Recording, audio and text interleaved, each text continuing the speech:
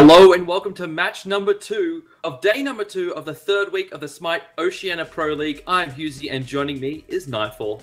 Hey Husey, we are in match number 2 right now. We've got our picks and bans right off the bat. We've got a Bastet. What do you think of this Bastet ban right away, Husey? That's definitely a target ban towards Chuckles. He's played a lot of Bastet over the last couple of weeks. Really mobile god, and he really likes that type of jungler. Allows himself to get across the map and do a tremendous amount of damage. The tick damage on Bastet as well is something that's very underrated by a lot of people, and the Dire will always look to exploit that.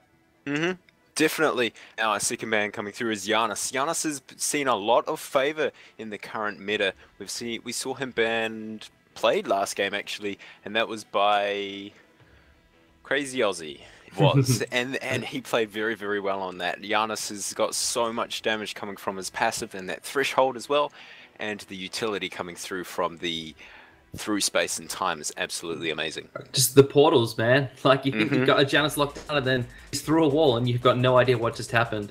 Our next ban to come along is a Circuit. Again, that's possibly targeted towards Chuckles. It seems that Ivory really fear jungle potential, which is no surprise considering he's had probably the most kill participation out of any player in the OPL, and so he sets up a lot for his team as well as secures a lot of those kills for his team. So we saw him play that in week 1 against Law Gaming and go, I think, around 11-0. So yeah, once again, target like ban. Yeah, something insane. And our last ban coming through, Loner, of course.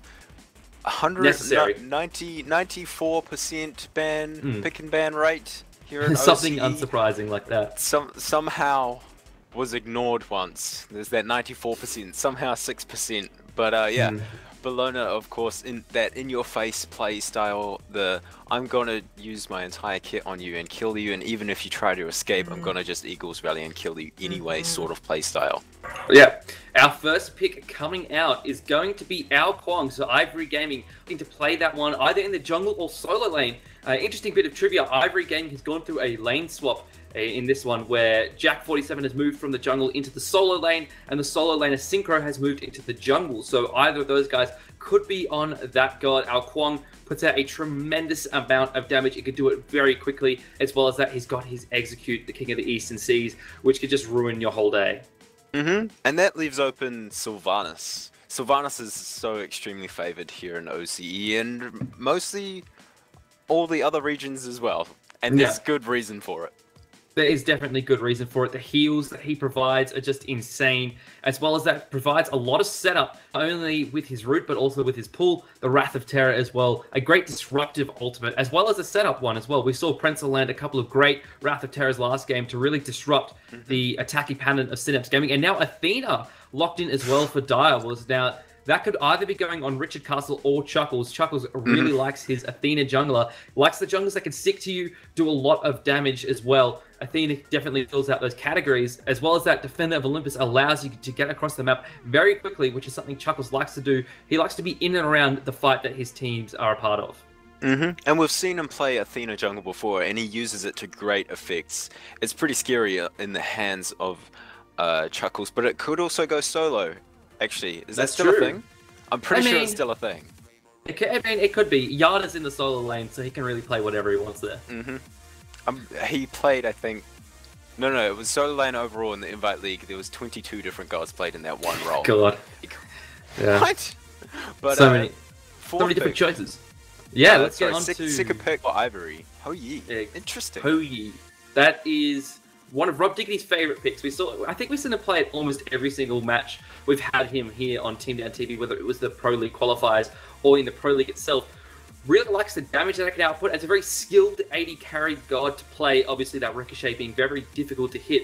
And decision making as well, when to use the Sunbreaker ultimate is very situational. And Rob Diggity really able to play that to perfection. In week 1, we saw him have the highest player damage of any player in the whole Pro League over his 2 games with Ho-Yi.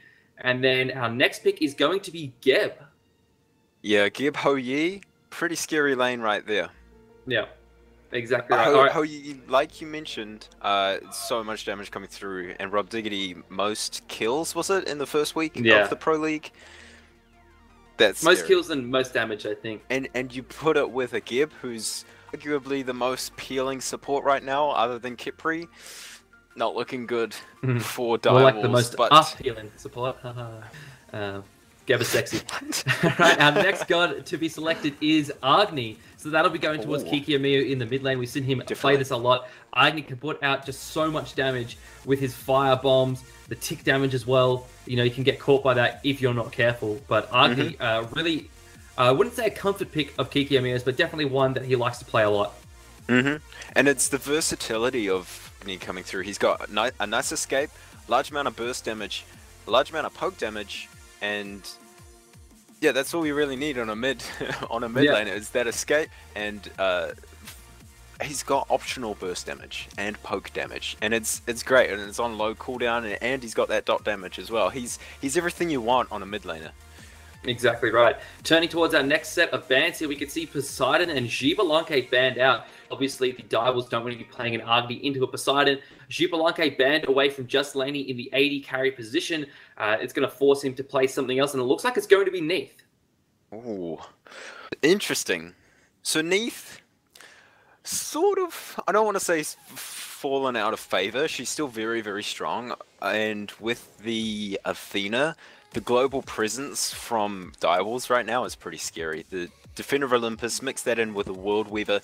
No matter which lane an enemy is in, you can destroy that lane from anywhere on the map with those two gods there. So, ooh, a Ra pickup. Interesting. Yeah, I like the Ra pickup. As everyone knows, I'm a fan of some hot Ra snipes. As well as that, the healing he provides to his team is very good. It allows you to sustain in front of towers, siege them down very effectively, as well as that just provides you a lot of sustain in the laning phase as well.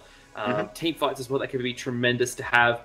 The hot Ra snipes, as I mentioned, can put out some damage if you can land it well. Celestial Beam as well, a lot of damage on that one as well, but it's a lot of skill position, sort of skill abilities to hit. All right, let's move on to our next pick, and it's going to be Tyr. So that's going to be into the solo lane. So Alquang jungle for Ivory. Tyr going to be played by Jack47. Once again, there's some sustain in that pick as well with his power cleave in the defensive stance, allows him to heal up off the wave. I want to see what Yada plays into this Tyr, assuming that the Athena is jungle. Yeah, it's going to be Hades. Hades picked up here from Yada. I like this pickup because it provides a lot of team fight with the Pillar of Agony, as well as that some more sustain for Direwolves. With obviously we know that Hades heals up off the wave, and I think it's going to be very difficult to be killed as well. And I think Yada's going to have himself a lot of time active on the map by picking that Hades. And the Hades early game is so scary. The wave, as soon as he hits level 3, just boom, there goes the entire wave, and it's very, very scary. The sustain coming out from the Direwolves right now is extremely high, and Ivory, while they still have Ra, will have to see how they can face up against this Direwolves team comp, but the Ivory team comp is looking very good as well. Yeah, and we'll have to see how that goes right after this short 2-minute break.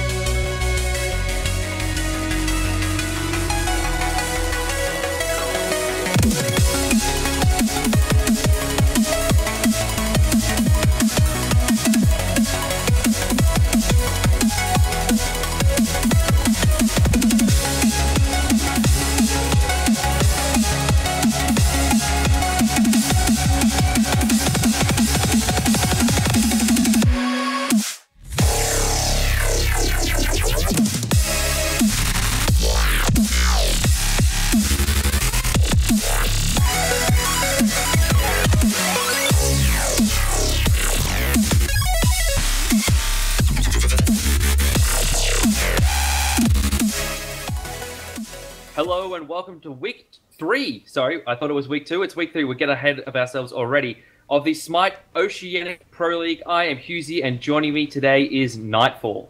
Hey Husey, I'm pretty hyped for today. Week 3, as you mentioned in the Smite Pro League, and this matchup is Direwolves versus Ivory Gaming. Shall we go ahead and introduce our teams? Let's do so. So on the left side of your spectator UI, fighting out of the blue health bars, we have got Ivory Gaming. Jack47 has switched from the jungle into the solo lane, and he is playing Tier. Synchro, performing that swap with Jack, is now the jungler, and he is playing Ao Kwang. Owana Mouse is your mid lane Ra, and your duo lane is made up of Just Jelly and Rob Diggity on Geb and Ho Yeezus. And out of the Chaos side of the map, that's the top side of the mini-map, right side of the Spectator UI, we have the Direwolves. In the solo lane, it's Yada on Hades. In the jungle, El Chuckles on Athena. In the mid lane, it's Kikyo Mio on Agni. And our duo lane is Richard Castle on Sylvanas and Just Laney on that ADC Neath. Let's take a look at Kiki and Chuckles now just coming out of their base. The reason they're so delayed coming out is because they both bought a purple pot. Kiki has popped his one already. Chuckles is saving his right up until the last moment. So they're going to be hitting very hard, very early, looking for some early aggression onto Ivory.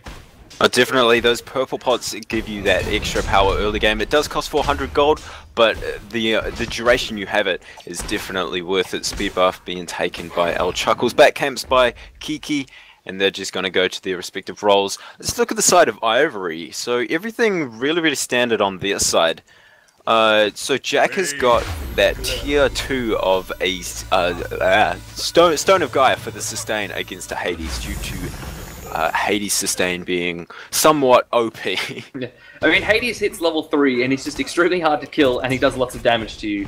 So, you know, the Emerald Talisman, really sensible there from Jack. Really just wants to survive. Oh, nice pull there from Richard Castle onto Rob Diggity. Stone Shield pop from Just Jelly. Knocks up Just Laney and Richard Castle. And at the mid camps, Synchro, he not sure if he was able to steal that away from Chuckles and Kiki, but I don't think so. Let's take a look at graphs. Yeah, no.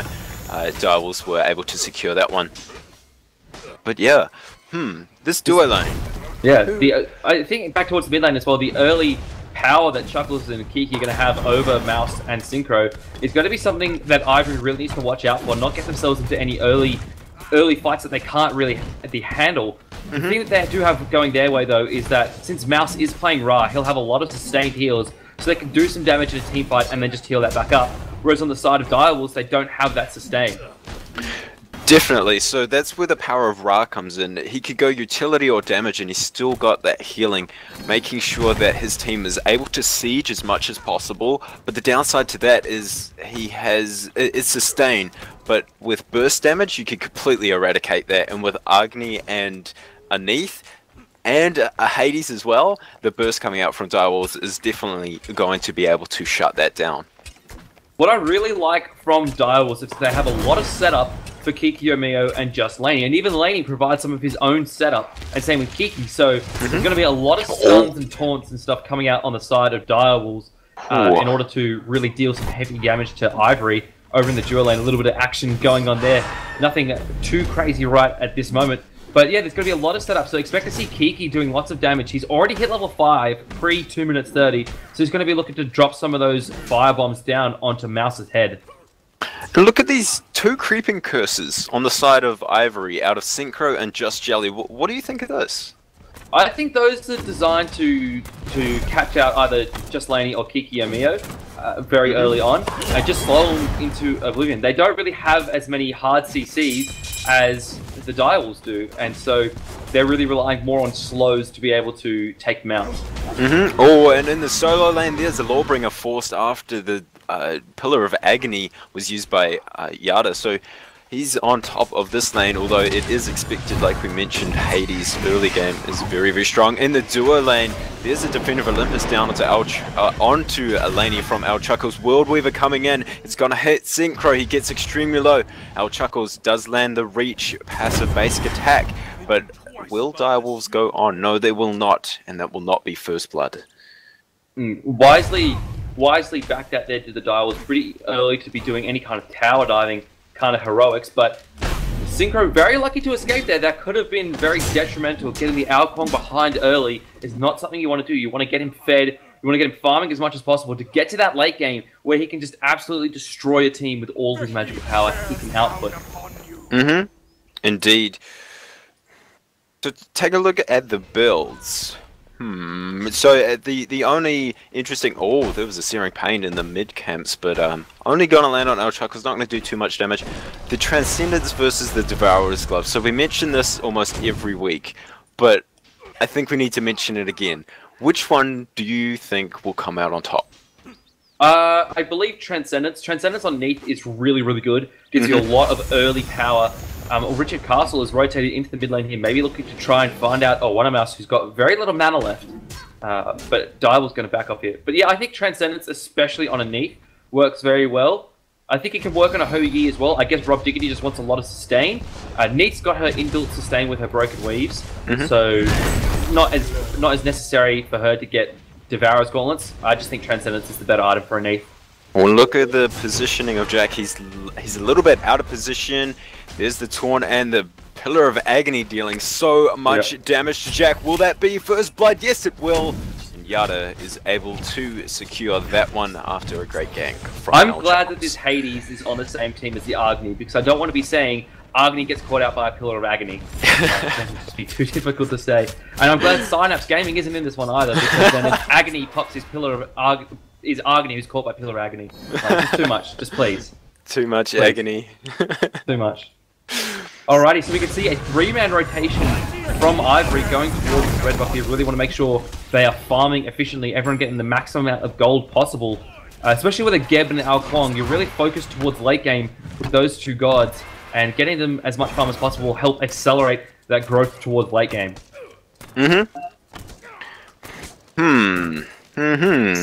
Nothing too much happening at the moment. I'm trying to... So the Stone of Gaia is finished for Jack. But Yes. Do you think that will be enough for him to keep his lane from being destroyed by a Hades? It's very difficult to lane against the Hades. What's great about Tyr is that, along with that Stone of Gaia, his power cleave, when a defensive stance, heals him as well. And he can have lots of lane cleave with his Fearless power cleave combo in the offensive stance. So he'll have lots of sustain now with that Stone of Gaia, and he'll have that extra MP5 as well, which is really important. However, I think it'll still be really difficult because Hades' early game is very, very strong. And Tyr suffers a little bit against that. He does come on. He does come online in the late game when you do have that blink and the Lawbringer being able to reposition yourself behind the enemy and then fearless into fearless and enemy into your team, like we saw. Who was it? It was Top Notch. Top Notch in week 1 played an amazing tier. Oceanic used his Searing Pain there to try and secure the mid camps, but did not manage to find anything. Dial was cleaned out very fast. Right-hand side mid-camps are coming up now. Ivory may look to contest this. They just were de-watered there, so they know what's going on. Mouse, there goes the Celestial Beam. So no secure there. Now Chuckles is dashed in on them. There's the Shield Wall Taunt combo, doing a lot of damage. Here's Kiki Amir dropping bombs. Richard Castle doesn't quite manage to find the pool. Mouse healing himself up nicely. Just Jelly got a decent shield off there as well to minimize the amount of damage. World Weaver comes across and hits Synchro. Maybe looking to stop any counter initiation by Ivory onto Direwolves. Over in the solo lane, Yada's going in pretty hard. Oh, he's backed off a bit from Jack 47 now, but Jack losing a lot of mana. That Stone of Gaia really not being enough to keep his mana sustain up. He's going to be very thankful for this blue buff. Oh, and now there's 3 men of the Direwolves in the mid lane versus only... Okay, here's Synchro, so that's going to be evened up. But what are the Direwolves looking for? They're not sieging. And mid camps aren't up. I think they're just looking to apply pressure onto the mid lane, force a couple waves under tower, making sure Mouse loses out on some farm. Kiki Amio's done very well for himself. He's level 10 at this point, tied highest on his team and in the game. And so he just wants to really be pressuring this mid lane because he knows where that's where the game's going to go. Now Chuckles diving in onto the right-hand side of the map. Jack 47 uses the Lawbringer to get out of that, but now Yada decides to use his Pillar of Agony on Jack. He's not going to have any escape except for the Fearless, and he's lost a lot of mana here. So he'll be in a very difficult position if Yada decides to aggress. And in the mid lane, Synchro was trying to get a gank onto Kiki Omio, but he's got that Path of Flames in it. He played it so safe. And as soon as he saw Synchro, he dashed out of there, stunned him up, and was completely safe. So Gank aborted right there. Yeah. Oh, a lot of damage back onto Yada in that solo lane from Jack. Very nice, Fearless. Yeah, so now there's a whole wave there, and he's just going to heal up off of that nicely with the power clear. Yada can rotate for his own blue buff pretty safely. Jack's still taking a lot of poke from minions here. We haven't really touched on the duo lane terribly much this game. It's been a pretty... Not really. It's been a pretty safe lane. We can see Laney's actually gone into the Soul Eater, which is pretty interesting. Oh, wow. I really like the Soul Eater ever since the changes to it, because over in the solo lane, Chuckles going in on Synchro, who uses the Water Illusion to get out. And we might see a dive here in a second. Back onto the Soul Eater, I really like the sustain it gives you, not only with the lifesteal, but it gives you 300 health as well, and so as well as that physical protections. So it makes it a good item if you're going to be boxing a lot in the duo lane, because you've got those extra physical protections that an ADC doesn't traditionally have. You get physical power from it, you get lifesteal, you get attack speed. It's like an all-in-one ADC item, just everything you need is an ADC plus protections. It is extremely good, and that 300 health I think is the selling point for me. I mean, you're super squishy, and it doesn't take too much to take you down if you don't have it. Oh, there's a Defender of Olympus going down on the right side of the map, but nothing found again. Ivory just playing extremely safe. Gold, you know what it's found? Fury. A Gold Fury. Oh, and that's free. That was free. Okay, that couldn't have been more free. That was absolutely free because they lured a lot of Ivory's attention over to the right-hand side, especially with the Defender of Olympus coming down. It was a bit of a trick. Now, Jack 47 defending this tier 1 tower really needs to get out. There's the Pillar of Agony. Warbringer comes out from Jack to get out there. Chuckles is looking for some damage here. Synchro gets Yada awfully low. Great taunt there from Chuckles to prevent the execute. Synchro blinks through with the Water Illusion. There's the execute, but Synchro takes him down with the Wildstorm. Doesn't need to use the ultimate at all, but here come the Direwolves looking to get some revenge. Great pull there from Richard Castle into the Wrath of Terror. Just Jelly comes in with a Cataclysm to try and save Synchro, but Chuckles and Richard are out for blood. What do you think's going to happen here, Nightfall? Well, there's Searing Pain coming through. Mouse doesn't want to go aggressive, and neither does Just Jelly. They're all going to disengage away from that, and there was a lot of aggression coming from the Direwolves. Nice kill in return from Synchro on towards Yada there, but... Very nice dive by the Direwolves there, because they went aggressive against Jack under the tower while it was still up. So that was very aggressive, but in the end it looked like it was worth for Direwolves there. Yeah, the Ivory got a kill from that, but the Direwolves got a tower. They got the first tower of the game. It is the solo lane tower, so it's not terribly important, but still that's a nice bit of added gold. If we take a look at our graphs here, we've got a 3,800 XP difference and a 3,500 gold difference. So the Direwolves really taking the lead early in this one. They've gotten a lot better map control. As I say that, Ivory coming out with some good wards around the mid lane now. 2 sentries to prevent any just normal wards being placed there from the Direwolves. But the Direwolves have been able to rotate with more efficiency, and I think that's the strength of Athena in the jungle with a Defender of Olympus and also a dash, just able to be really mobile and where she is needed. Speaking of Athena in the jungle, our Chuckles has 2 levels. Synchro just leveled up. 2 levels now on top of Synchro in the jungle. Chuckles is farming like a beast this game. He definitely is, and he's also got an assist credited to his name. Synchro does have a kill, so he's still very far behind considering that kill, though. Considering the kill, it's a big difference indeed, and that's not really where you want to be as an Ao Kuang. You want to be ahead and able to do lots of damage. We can see Chuckles has just walked over a ward of Ivory, so they know he's there. Rob Diggity D-wards the normal ward, but now there's 3 members of Direwolves in the mid lane, possibly looking for something to go on here. Yeah, and it looks like Synchro wants to go aggressive onto L Chuckles, but Richard Castle and Kiki Omio are there to follow up when needed. Here's Just Jelly. He could go in with a Cataclysm if needed.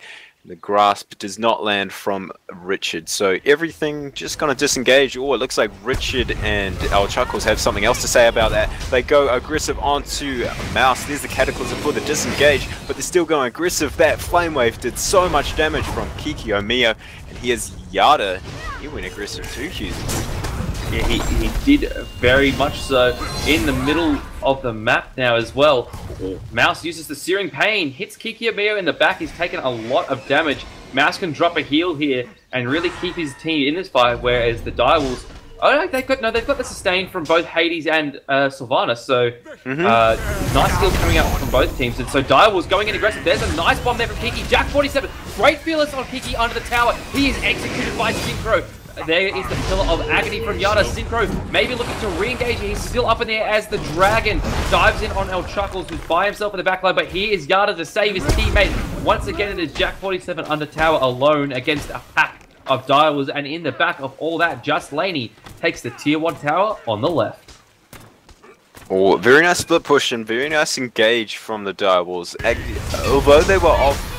Actually, speaking of which, Mouse is going to be taken down under tower by 3 members of the Direwolves. Yada's going to secure it. Here's Synchro. He's going to keep going aggressive. There's a nice fearless onto Yada and Richard Castle. Richard Castle tanking it up. There's the Wrath of Terror. It's going to disengage him a little bit. Now Chuckles has got the dash and Rob Diggity is making his way over. Where's the Sunbreaker? Where's he going to put it down? He stuns up Richard Castle. There's so much damage going down on towards him, but it's not going to secure a kill. Nice reply by Direwolves, but a very, very nice return of Ivory. Definitely. Definitely. It was a little bit of a late rotation from Rob Diggity though. If he was maybe 2 or 3 seconds earlier, I think it would have resulted in another kill. He was trying to save his tower on the left though. He did lose it to Just Laney, so a little bit unfortunate for him there. It was a little bit of a late rotation, but there was definitely a reason why he was late. Richard Castle taken extremely low there from the Sunbreaker and also the Ricochet combo. It was difficult for Ivory to really fire much off the back of that fight there. It was a great fearless though by Jack47 to get Kiki Omeo under the tower and then allowed Synchro to execute him and go up in the air. That was great. But that's what's important though as well, is Alcong has now got 2 kills. And now we can see some aggression onto Mouse and Just Jelly in between the lanes in the jungle. Just Jelly taking a lot of the damage. There is the Pillar of Agony from Yada. Firebomb comes down from Kiki and shreds Mouse.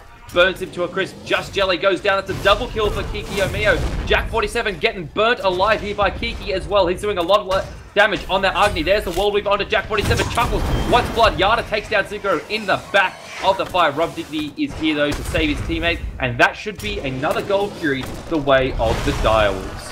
When Yada just walks in the face of Rob straight to that Gold Fury, he does not have a care in the world for what Rob is going to do to him. He's just going to zone him out while the rest of the Direwolves do secure it. And that was a 3-for-0 from the Direwolves. Gold Fury, mid camps, and what looks to be the tower if they could really get it. They dove that tower 3 times. Yeah. Interesting play. Well, they really don't care about it, do they? Well, considering they have 3 Guardians and a ton of sustain with Sylvanas and the Hades, you can kind of understand where that really aggressive attitude comes from. Yep, and they do have that sustain, like you mentioned before, in the form of Hades and Sylvanas. So even if they do come out on the back end of a fight, they still have a way to sustain in said fight to keep fighting. But at the same time, so does Ivory in the form of Ra. Here comes Synchro in the backline, gets rooted to the spot by Lane. Chuckles blinks in, uses a weakening because Synchro taken extremely low. There's the shield wall. Actually, Kiki Omeo secured that with a firebomb. Rob Diggity in the backline of Direwolves just trying to hit as many people as he can with Ho Yin. Jack47, 2-man fearless, very nice there. There's the Sunbreaker from Rob Diggity. Wrath of Terror, popped by Richard Castle. Just Laney is 1v1ing Mouse, but Yada's here to finish off the job for him. Kiki Omeo gets a kill onto Just Jelly. Rob Diggity extremely low. Jack47 body blocked that dash very nicely. Jack47 has done lots of nice work this game, but now he pushes 2 people underneath the Phoenix. There's another World Weaver from Just Laney. Pillar of Agony used by Yada. Jack47, will he go down on his own Phoenix? He will. Yada credited with that one, and now the Direwolves looking to maybe go for this tier 2. The Direwolves just don't care about towers. They're just like, they don't want to fight behind them. They'll fight anywhere. They'll fight anywhere. Oh, you pulled us under a Phoenix? That's alright, we'll just kill you. Yeah. You know, that was very, very interesting play, but it did come out on the Direwolves side, the lead on the Direwolves side, I should say, and that all started with Synchro getting caught at the red buff there, and Al Chuckles deals massive amounts of damage with that Shoes of the Magi and the Void Stone. He absolutely destroyed Synchro. Okay. I really like Voidstone in this team comp, considering that they have 3 Guardians and a Mage. So that's 4 outputters of magical damage. And so the Voidstone reducing magical protections, and especially since Chuckles likes to be the one that jumps in there and initiates fights, he's going to be reducing those magical protections, and the rest of his team can do tons of damage off the back of that. And it seems that Mouse is missing a lot of his Searing Pains. I mean, he's well known for his hot Ra snipes, but this game, unfortunately, it doesn't seem like he's in the right mindset. It's less been aim and more timing. Like, he's just done it just a little bit too late. True. Is there Direwolves setting up for Fire Giant? Okay, well, they're going to ward it now sense. because they just need a pick or 2 in this next fight, and then they'll just go for it. Doesn't feel like that. Yeah. Oh, there was a blink from Chuckles into the mid lane. Beats force from Mouse and a taunt down as well. So everything on cooldown. There's a pull onto Just Jelly. He's still got the Cataclysm if need be. The rest of Direwolves. Oh, Kiki is not there. No, Kiki's based and is coming back up through the mid lane. But there's more than enough damage on the side of Yada and Chuckles to really make this fight worth it, as well as that just Laney is here as well. Oh, nice feelers there from Jack47. Pulls Laney under tower. There's the Searing Pain. Was a little bit early that time and hit Laney just before he hit on the ground. Here's Kiki Amio dropping bombs over the wall. Synchro taking extremely low. There's a nice kill of Agony from Yada. He's got a double kill. Chuckles gets a kill onto Just Jelly, and down goes Jack47 as well. That's a deicide. No, wait, Rob Diggity is still alive. Where's from? Oh, he's split pushing on the left side. Oh, that's a split pushing. I just like, where is everyone from Ivory's gone? Where are they all? All split push. And that should be a Fire Giant for Direwolves. I swear there was 4 members of Ivory here, but then as soon as Yada came in, Pillar of Agony, they all they were far too grouped up. Definitely, and it was just very, very well executed by the Direwolves there. Yeah, it was great instincts by Yada. Look at him, he's 7-1 in this game on a Hades. Oh wow! And Kiki now 4-1-3. Richie Castle still yet to die. El Chuckle still yet to die. And Laney still yet to die. It's not looking good for Ivory here, but we do have to commend that amazing Fearless that started that all onto just Laney by Jack there. That was very well played. Yeah, it was very well executed. There just wasn't the damage from his team to follow up from it, and that's a two-way street because the Direwolves have got a lot of protections with their triple Guardians. And Ivory just don't have the damage at the moment because they're so far behind. Once again, checking our graphs, it's now a 16k XP and 11k gold difference with a Fire Giant on the Direwolves. Jack47 getting aggressed upon there by El Chuckles, hit by the shield wall. Another good Fearless to knock him back. I think he's hit almost every single one of them this game. Richard Castle just going to sustain back up El Chuckles with a nice Wisps heal there. But yeah, I think Jack47's hit every single one of his Fearlesses this game. And that's pretty impressive. Like it. Yeah, definitely.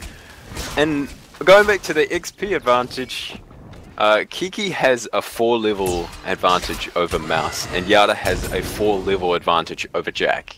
That is massive. Chuckles 4-level advantage over Synchro, Laney only 2 over Rob Diggity, but Richard Castle's got a 3-level difference over Just Jelly. It's just you can really see where the XP difference actually is. Like it's significant. Those levels are massive. That's 4 points that you could put into any skill. I mean, that's huge. Yep.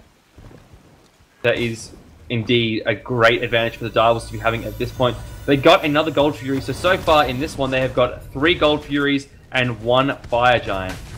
3 Gold Furies, that's 100% of all Gold Furies taken at 22 minutes into the game. They're up by 11 kills, 13-2, and the gold is 1,500 like you mentioned earlier. That is huge. Now they're sieging this. Phoenix, there's a blink in from Richard Castle. Kiki following that damage up. There's the Pillar of Agony down onto 2 Jack and Just Jelly in the firing line. Will they be taken down? There is the the Searing Pain coming through. Just Jelly, World Weaver. Laney will secure that kill as he's on the fountain, and that will be another 2 kills for the Direwolves and a Phoenix. There might be 2 Phoenixes here. Synchro looking to get some damage down. Chuckles gets a nice taunt, but there's the Water Illusion to get out. Synchro Mouse falls down instead, and now this middle Phoenix looks like it's going to suffer a similar fate. Yada gets a kill onto Jack47, and that's a lot of the setup for Ivory done. 2 Phoenixes, only Synchro left. He'll need to pull off some Cyclone Spin-like abilities here to get a pentakill and save his team. It is not to be, however, as Just Laney takes him down. Direwolves going for the kill here. Down goes the Titan in only a couple of seconds, and that'll be GG. Oh, here comes Rob Diggity and Just Jelly making me eat my words. I think the Direwolves are going to keep going here. The Titan's extremely low. It's on 1,000 health. There's a kill from Just Laney onto Just Jelly. Direwolves, I had faith in them and they're proving right there. Down goes the Titan in that last fight. GG to both teams. GG, well played indeed. And that will be match number 1 to Direwolves out of the set of 2. Yeah, definitely. That was a great game we saw there between Direwolves and Ivory Gaming. Let's take a look at some of our stats now and identify what went down in this one. So, of particular note in this one, I think has to be Yada, 8-1-9 on that Hades. That was scary, and that Bravagony in the mid lane, followed up by the rest of the team, just absolutely obliterating the 4 members of Ivory. So that was very, very well played, and 3 members of the Direwolves did not die. That is great for the KDAs. To the Reddit. Put it all on the Reddit. Also important to note is Just Lady, who had the highest player damage in that game at 18,500. Also to point out, El Chuckles, 2-0-16. Big kill contributions there. Again, that is what he's known for. On the side of Ivory Gaming, unfortunately, not too much positive over on that side. Synchro did pick up their only kills, going 2-4-0 on that Ao Kwang. In terms of player damage, it looks like Rob Diggity had the highest for his team, but they were just very underfarmed and didn't perform as well as Direwolves did in that one. And that was just a very, very convincing game from the Direwolves right from the start. And I think it was down to the Hades. I'm going to be honest, the Hades did really, really well. So did Kiki on Agni. He played very, very well on that. Yeah, he set up a lot for his team. Castle as well, and Sylvanas, played a tremendous role. But in the end, I think Yada did the most for his team there. Yada or El Chuckles, one of the two. They both did very well. Alrighty, folks, so that's going to do us for game 1. Let's go into game number 2. Now we'll take a short break and then go into picks and bans right after this.